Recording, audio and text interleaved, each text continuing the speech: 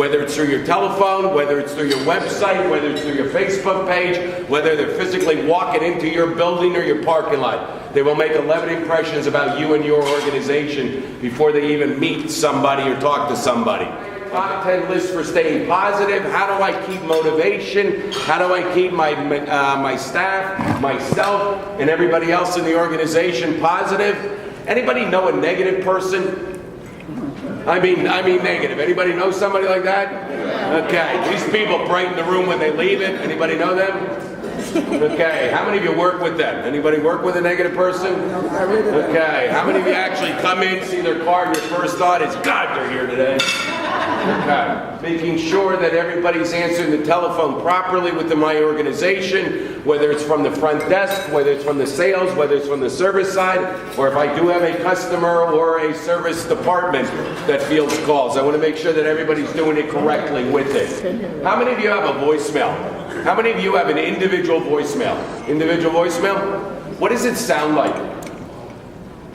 Does it sound energetic? Does it sound perky? Does it sound enthusiastic? Does it sound like it's customer friendly? Or does it sound like you did it for the sake of doing it? How many of you have ever overheard somebody within your organization talking on the phone and you're thinking to yourself, you really can't say it like that? It may not be it may not be what they're saying, it's going to be the sound of their voice. When we're answering the telephone, or anybody in our organization is answering the telephone, how do they sound? Because if they're in a call center, so to speak, if they're answering X amount of calls throughout the day, by the time they get to lunch or by the time they get to the end of the day, they may not be saying this, but this is basically how they're answering the telephone. What do you want? They may not be saying it, but it may be coming across like that. I'm not a big script person, but I like at least that if everybody within your company would answer the telephone somewhat consistently. We usually talk about the name of the company, the department, the person's name, and how may I help you.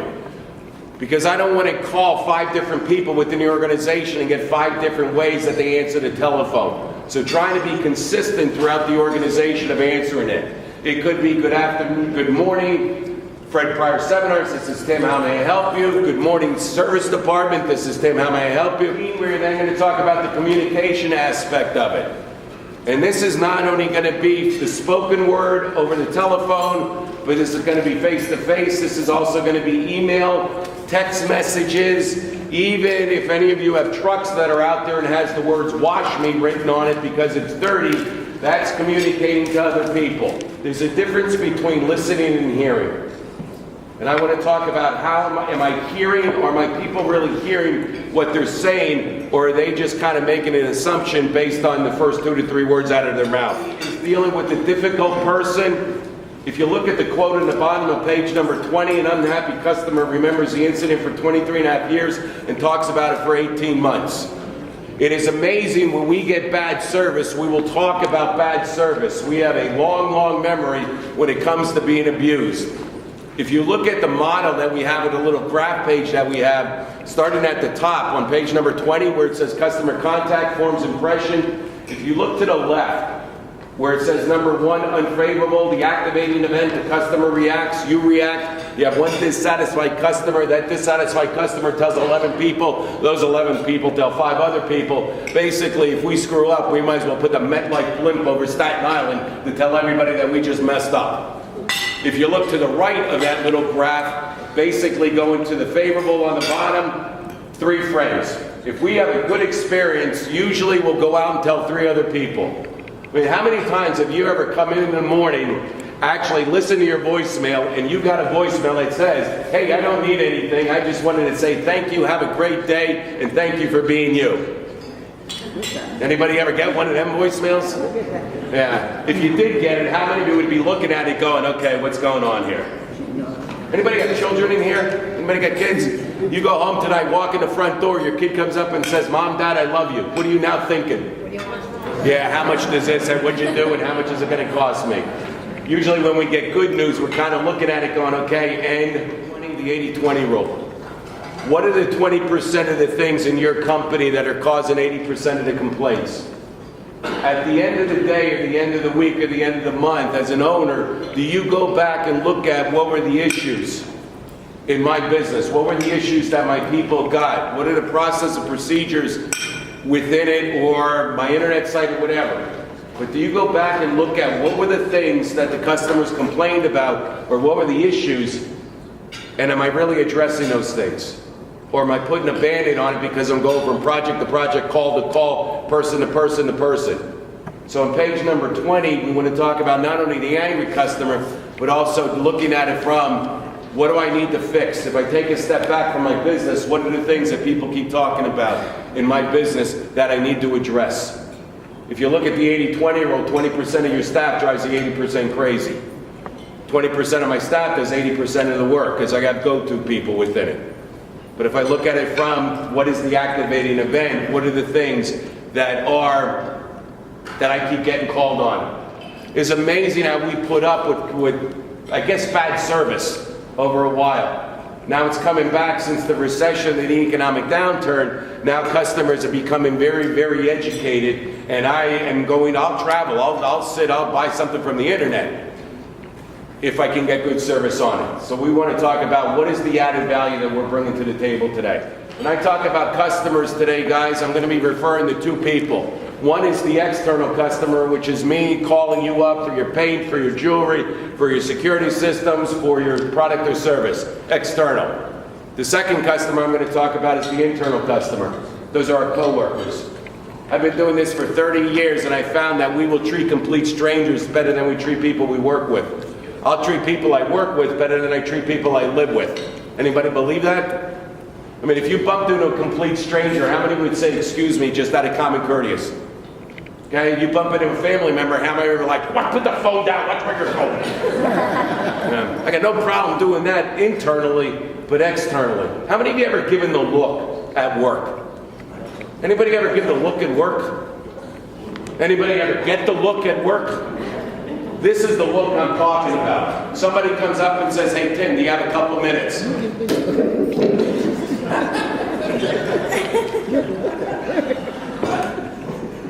What? Anybody ever get that look? I'm not giving that look to the external people, but I got no problem doing it to some of you that I work with. And for those of you with glasses, you do realize that when you're not looking through the lenses, but you do one of these things, that's a look. So I want to make sure that I'm not only talking about externally, but are we doing these things that I'm about to share with you internally? In 7 seconds. And that's the first fill in the blank. In 7 seconds, a customer, a guest, a client, patron will form 11 impressions about us and our organization. Before I share with you the 11, because we're all in the service industry here, what do you look for? As a customer, as a network, why the Hilton, why the Hampton, or when you go out as a business in your personal life, what is it that you look for to the people that you patronize, and what service would give you reason to come back to that place? Anybody? Hi. Good service at a fair price. Good service at a fair price. Define good service, though. What were you looking for? Depends on where I'm going. Going to the lawyer, going to good widget salesman, Okay. repairman. So a fair price, though. A fair price. Okay. Price didn't make the list. Didn't make the list. The only game in town. I'm sorry? The only game in town. The only game in town?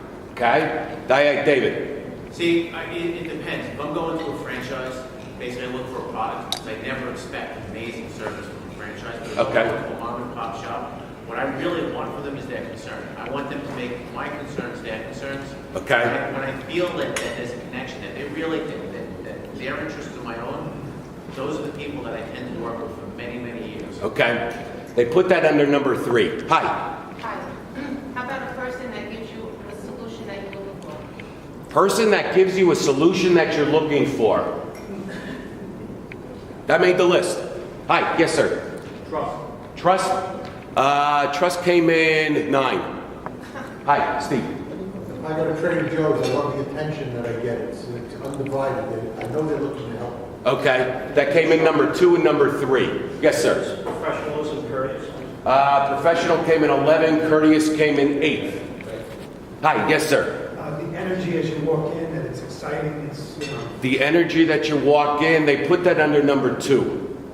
Hi, yes, sir. The cleanliness of the business? I'm sorry? The cleanliness? The cleanliness, 7. Very good. Good communication. Good communication, they put that under number 3 and number 8. Yes, sir. Being well. Being welcome, they put that under number 2 and actually number 8 also. Hi, yes, sir. I mean, yes, ma'am, I'm sorry. How about the time frame that they can do their turnaround business with you? 5 and 6. I got a, gentleman over there in a gray shirt. I'm sorry? Quality. Quality, put that under number 4. Number 1. The number 1. Yes, ma'am. Informative. Yeah. I'm sorry. Happy came in 2. Number 1. 41% of the 100,000 people that the American Consumers Index surveyed, number 1 came out knowledge. The number 1 thing, and that goes in that first little bubble. The number 1 thing that people look for, and they did this through all walks of life, they did this through all different industries, and they asked the question, what do you look for from a service provider? They came out knowledge was number 1. To the left of that little bubble, where you just put in the number 1, you put in knowledge by number 1, I like you put an A, B, and a C, because they define knowledge into 3 different parts.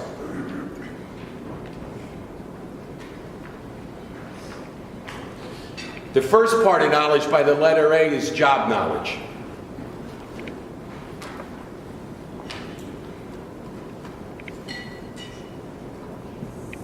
Does everybody within your organization understand the products and the services?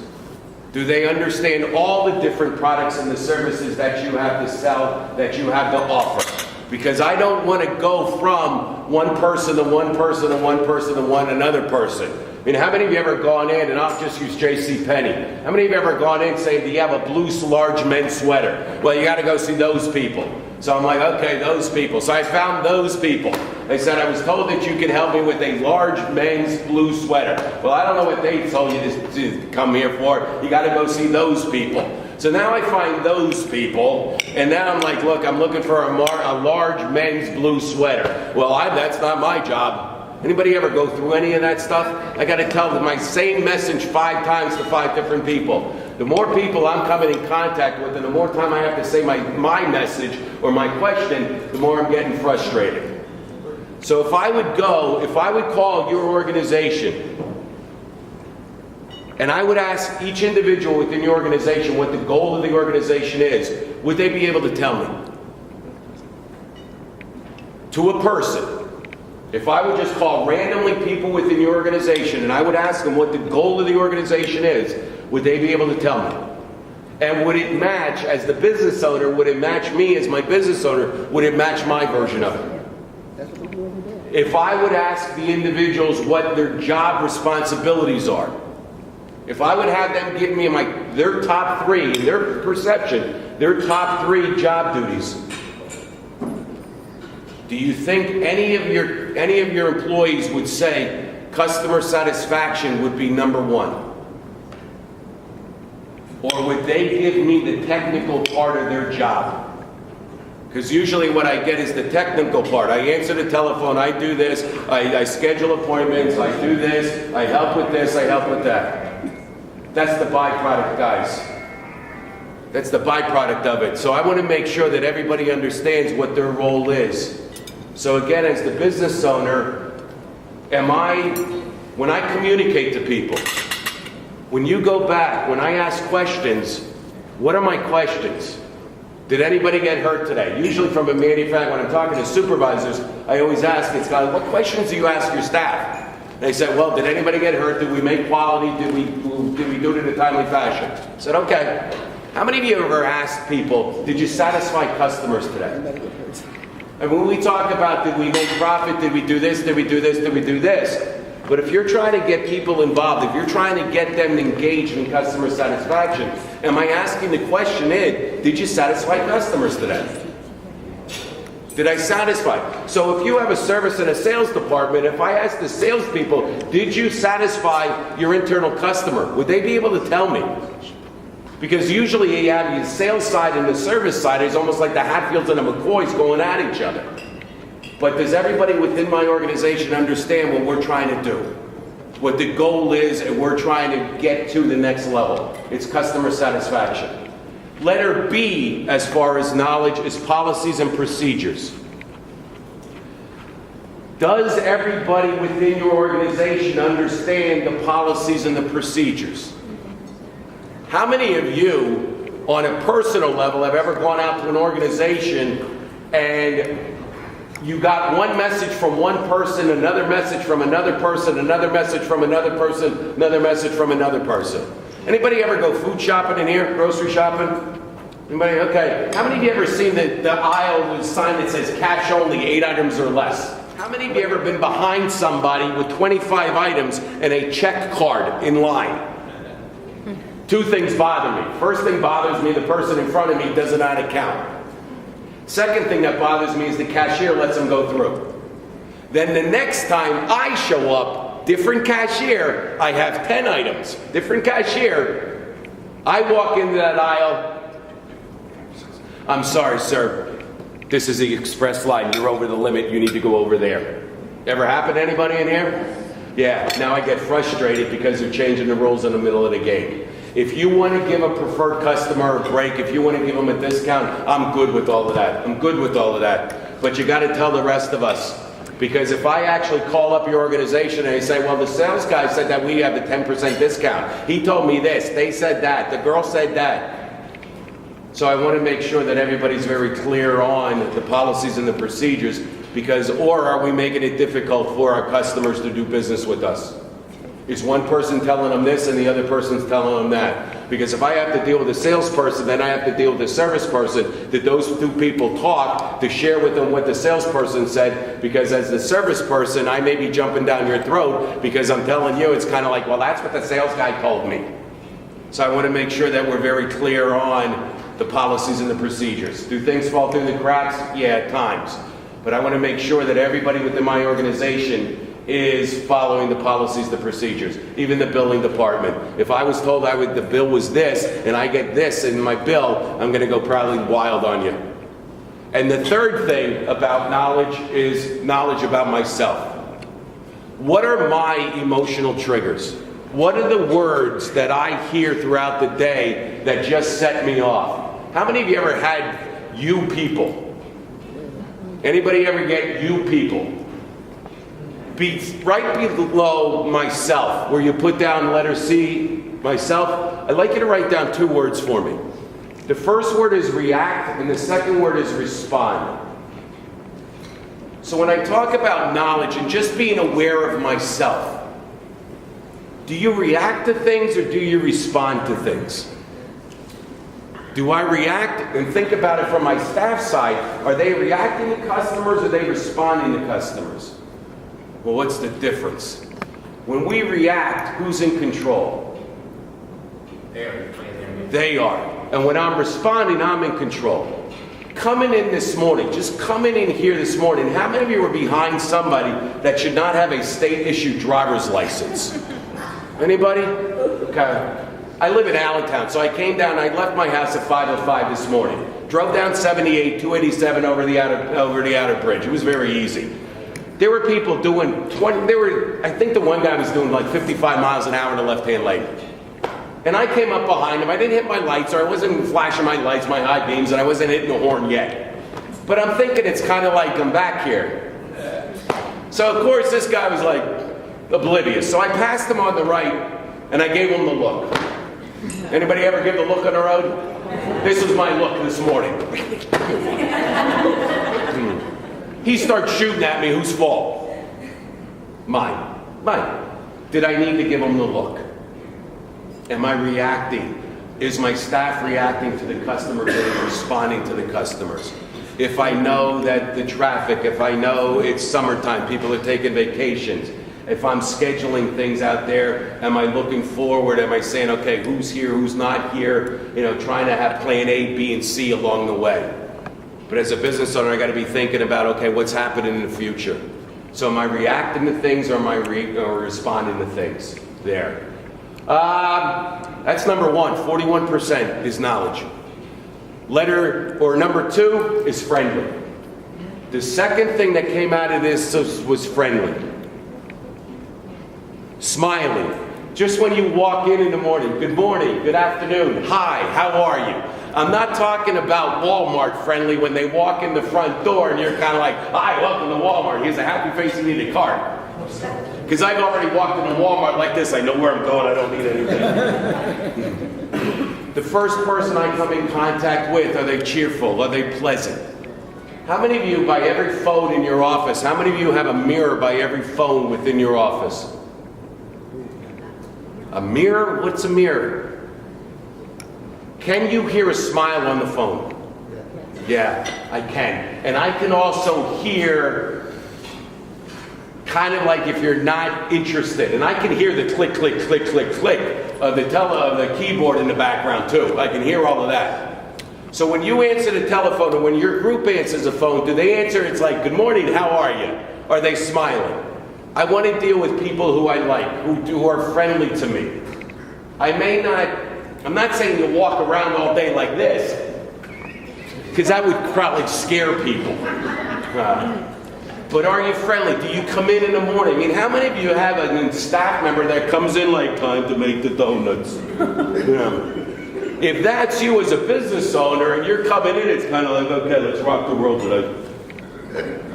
You're not pretty much modeling what you're asking me to do in it. I'm not suggesting you come in like this every day. Yeah, those are the new people. We can always tell new employees because they always come in smiling. Yeah. The only reason you come in smiling is either you're new or you actually the medication didn't kick in yet. One of the two. Does everybody think about the people who I come in contact with? My service people when they go out there. If they're out there, are they smiling when they answer the telephone, when they walk into my home or knock on my door?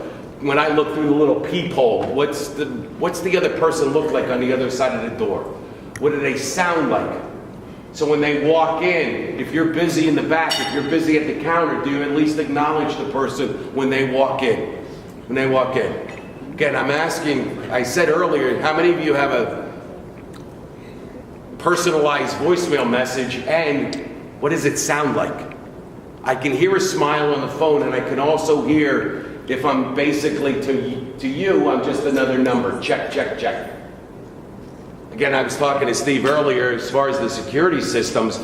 That's my home. There's a problem there. So when I call up, I don't want to hear like I'm another number. It's like, thank you for calling. Can I help you? What's the problem? When you walk into my home, I want you to acknowledge other people within the house. Number three, the third thing people look for is helpful. And again, think about it not only externally, but also think about it internally. Do we help out other individuals within the organization? Is our attitude of gratitude? Are we helping? What's the other thing that I can do? Is there anything else that we can help you with today?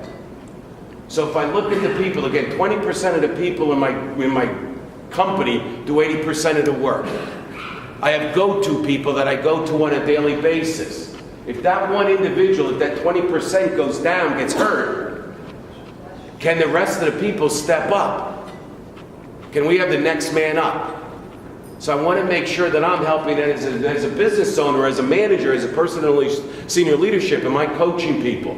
Am I helping them get better throughout the day? If I notice that they're doing something, do I give them positive feedback? Recognition's recognition, guys. You know, recognizing my one nephew went through his Marilyn Manson stage when he had the black gothic look, and I said to him, I'm like, Chad, really? And he goes, Uncle Tim, I'd rather be looked at than looked over. Recognition is recognition. So throughout the day, am I recognizing people? Am I trying to help them be better at what they do? I'm 54 years young. I'm a baby boomer. So I was brought up that no news is good news. You guys pay your staff, correct? You pay your employees? Yeah. You know what my mentality is? Shut up, there's your appreciation. I got the younger generation is a different kind of mentality. They need all that feedback. They need all this recognition. My niece who works with me, My 31-year-old niece, now I know why they call it Generation Y, because that's the only thing coming out of her mouth. Why do I gotta do this? Why do I gotta do this? Why do I gotta do this? I give her 10 things to do in a day. She comes back after the first one.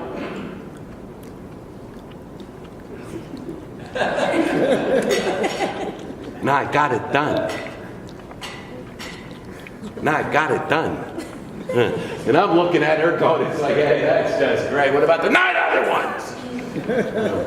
They give participation trophies out in Little League now. Still trying to wrap my hands around that. Growing up, the only people in baseball and Little League that got trophies was the best team, the best hitter, and the best pitcher. Everybody else, it's kind of like, hey, try better next year.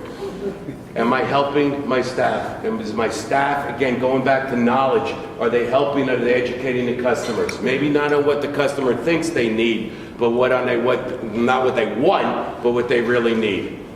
Number 4, somebody had mentioned price over here. The 4th thing that came out of the list is value.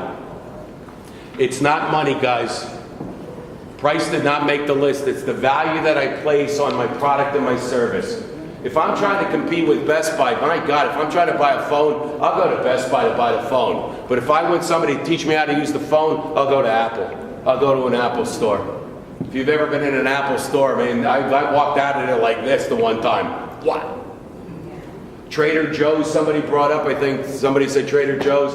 I love them. Love them, love them, love them. You walk in there and you can say, it's like, look, I'm having a party. I need cheese and I need wine. They'll go through every cheese that they got. They'll go through every wine that they got, which wine is best with what cheese. Amazing. Amazing. The value. Jobs was known to actually fire people in elevators at Apple, that if you got in the elevator with him and he said, what value do you bring to the company? If you couldn't answer it, security was with you cleaning your desk out when you got up to your floor.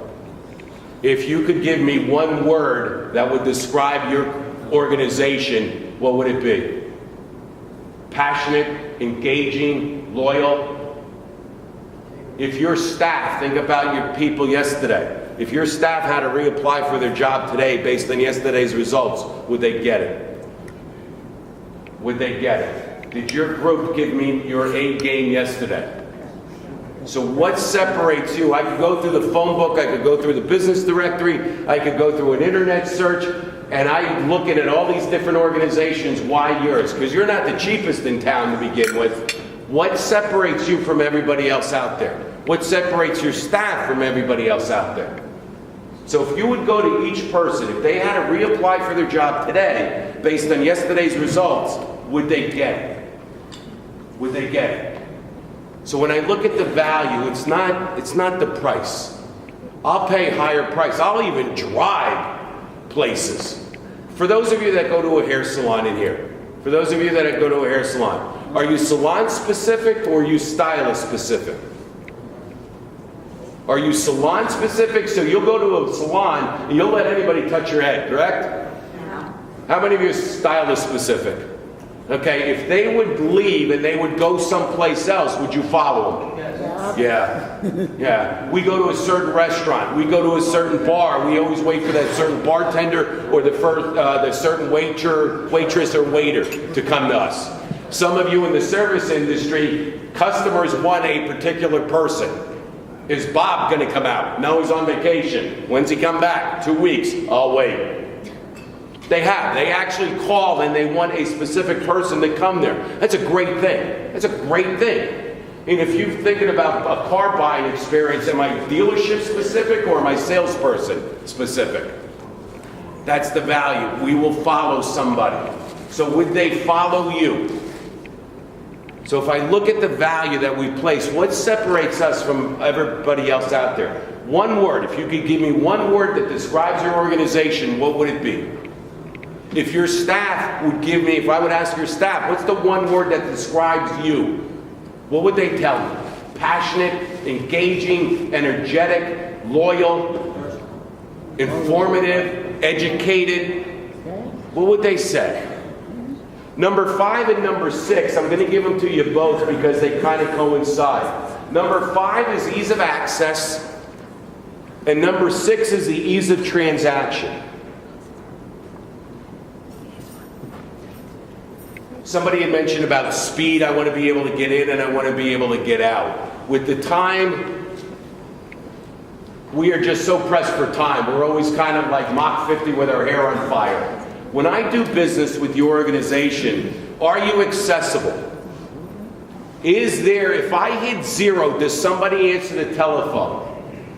I mean, anybody ever go through that voicemail menagerie that's out there? For customer service, dial 1, for accounts payable, dial 2, for service, dial 3, for sales, dial 4. Anybody ever go through any of this? So okay, customer service, okay. If you're looking, cable company, for cable, dial 1, for internet service, dial 2, for telephone, dial 3. Okay, it's my cable. Okay, if you're in Eastern time zone, dial 1, Central, dial 2, Mountain, dial 3. Pacific, dial 4. If you're living with the Palins, dial 5. Okay, I'm in Eastern time, 1. If you're above the Mason-Dixon line, dial 1. Below the Mason-Dixon line, dial 2. Anybody ever go through this stuff? Yes. How many of you ever got to the point where you just hit 0? 0 pounds. Okay? Then you got to hear this whole automated thing going. Your call is very important to us. We see that you're one of our very highly valued customers. Your call will be answered in the order that came in. You are caller number 1,165. Your call will be answered in 1 year, 5 months, 6 days, 7 hours, 4 minutes, and 10 seconds. My mom has a rotary phone. My mom still has a rotary phone. So she can't even get into that system that's out there. Then when I finally do get a live body that can speak English, by the way, to me, oh, I forgot the one thing, for English dial 1. So now when I do get a live body, what's the first question that live body asks me? What's your customer number? Yep. And I'm thinking, you know what, I gave it to you an hour ago. I want to be able to get in and I want to be able to get out. Walmart. If you're going to build 25 cash registers, will you have more than 2 open in one given time? Anybody ever go to Walmart and have to just stand there with stuff? It's like I got to go there with 2 people. I'll stand in line, you shop. By the time you're done, I should be closed. If you're going to build that many, please have them accessible. And then I got one of them blue-vested associates walking by going, it's kind of like, look at the line. I'm like, yeah, look at the line. You know how to actually operate one of these things? I want to be able to get in and I want to be able to get out. You're telling me I'm a preferred person. You're telling me I'm a preferred customer. Why am I filling out more paperwork? If you're telling me I'm a preferred person, why am I filling out more paperwork? How many of you have ever made a reservation for a hotel online? Anybody ever make a hotel online? Okay. I can't make the reservation until I put in every piece of known information I have, correct? Then when I get to the hotel, if you're telling me I'm a preferred member, why am I filling this out again? Why am I filling it out again? I want to be able to come in. I want to be able to, Mr. Smith, thank you, ID, here's your key, 6th floor, elevator's there. If you have any questions, please call us. I want to be able to get boom, boom, boom. My bank, I have my mortgage at Wells Fargo, and I got 5 other different accounts, 6 different accounts there. And I went to look at a home equity loan. And they're like, well, we need you to fill this out. I'm like, you gotta be kidding me. You have a chip in my neck. You know where I go every 24 hours. Why am I filling this stuff out? So if I'm a preferred customer of yours, why am I doing all that paperwork? You should be able to do that for me. Tim, did anything change? No, great. I just need your approval on the bottom of this. Let me take care of all of these things. Do I have to come in, and how many people do I have to talk to be able to make a transaction with you? Your website. How easy is your website to navigate? So can I get to it? Can I look at it? Is it very clear? Can I go from point A to point B? And then can I get in there and can I get out? Or does it keep kicking me out? Or is it busy at times? Within your organization, do you have a set standard of the number of rings that people should answer the telephone by? So when I call up, am I constantly hearing the phone ring, or is there somebody in your organization picking up the telephone? Because the industry standard is 3. 3 rings. Somebody should be picking up that telephone. Because usually after the 3rd ring, it goes to voicemail. 80% of our business phone calls go right to voicemail. There are times I just want to talk to a live body. So think about, again, the policies and the procedures, your processes. Is it, when I walk in the front door, is it hard? How many people do I have to interact with? I was down in the Tampa airport a couple weeks ago. I was waiting for my flight. I went into Chili's. I walked in, I said, hi, it's just one. He said, would you like a table? Yeah, I'd like a table. They gave me a tablet. They gave me a computer tablet. And I'm looking at it. What the hell is this? This is how you order. Seriously. So I'm over at the table, and again, I'm 54 years young, and my eyes are going. So I'm like, hell. So finally, the one girl came over, and she goes, do you need help? I'm like, yeah, I'd like a beer. And then she's like, oh, it's easy. She's just sliding stuff. And I'm kind of like, she goes, what kind do you want, domestic or, foreign? I'm kind of like, I just like a beer. She goes, do you want a glass or a bottle? I'm like, my God, this is killing me here. I'm thinking that it's like, where's the service part of it? I said, just like, look, I want a Miller Lite. I just want nachos. I'm just done. Anybody else feel like you go into a convenience store, you're not even talking to anybody anymore, I'm just hitting buttons type of thing? I still, if I have a question, I still want to talk to a live body.